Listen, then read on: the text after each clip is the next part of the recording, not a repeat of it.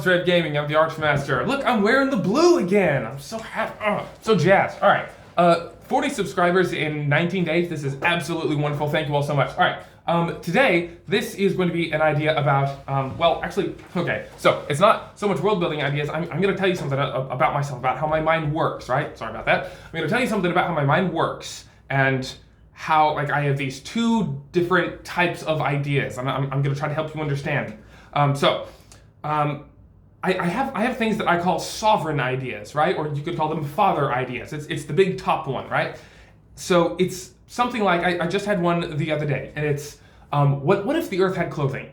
If you just take humans and earth and say, oh yeah, whatever applies to humans applies to earth. All right, so humans need clothing. Humans need clothing for, shelter, for modesty. We use clothing to tell others our social status, what nation we come from, what faction we're with, right? Clothing has tons of different applications.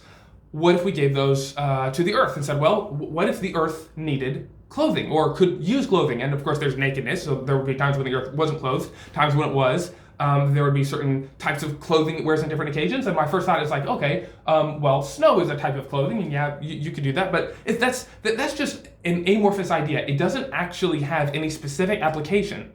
It's the idea that can seed other ideas, right? It's the father idea, and you can have children ideas from it, right? So if I came up with a specific idea for Earth having clothing, it would be like, okay, what if the Earth, let's say that there was a meteor coming by, like a big comet or something, it's burning up, it's all fiery, and it's gonna burn up the Earth because it passes too close. So the Earth needs some kind of clothing. So say there's a giant druidic tree and it grows its branches up high and protects the Earth, right? So that is one specific application of the broader idea, Earth having clothing, right? I say, okay, druidic tree protecting the Earth from a comet, right? That one is a child idea.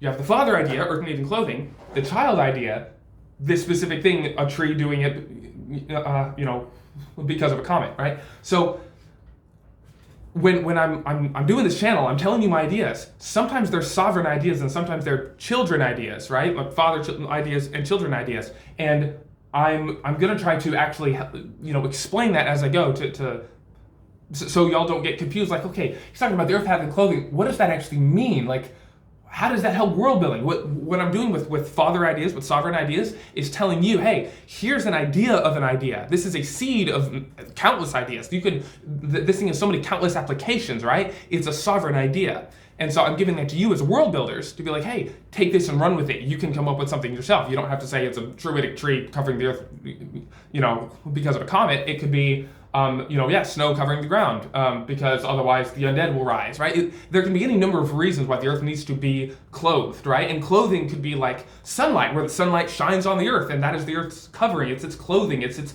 protection, right? You look at clothes and say, well, they protect us. Clothing has a whole bunch of different applications. So anytime something does one of those things, like protects or warms or etc., you can say, oh, that's clothing, right? So anyway, without going too far into that thing, the idea is that sometimes in these world building videos, I'll give you guys sovereign ideas and I'll try to tell you, hey, this is a sovereign idea. And then other times I'll give you specific ideas and be like, hey, here's how I apply it.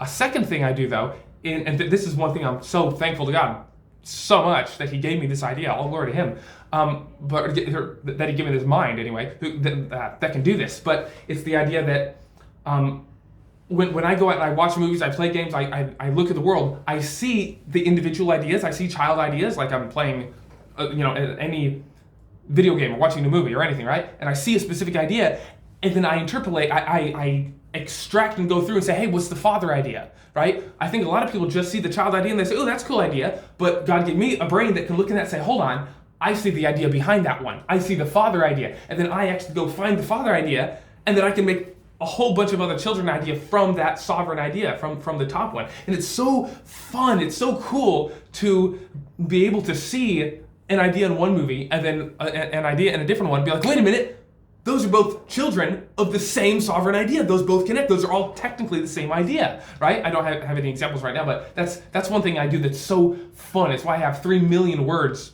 of world building and whatnot written. It's because I see all these little things and how they connect and how they're all like cousins and children and fathers and whatnot. It's so much fun, so cool. Anyway, Thank you. This was just a short video to let you know the difference between sovereign ideas and child ideas, and I'll try to make that distinction clear when I'm making future videos, because I think I've made a couple videos where someone's like, what? You know, like, what are you talking about? Anyway, feed the algorithm. Thank you for joining. Patreon, $5 in the description, and see you next time. God bless.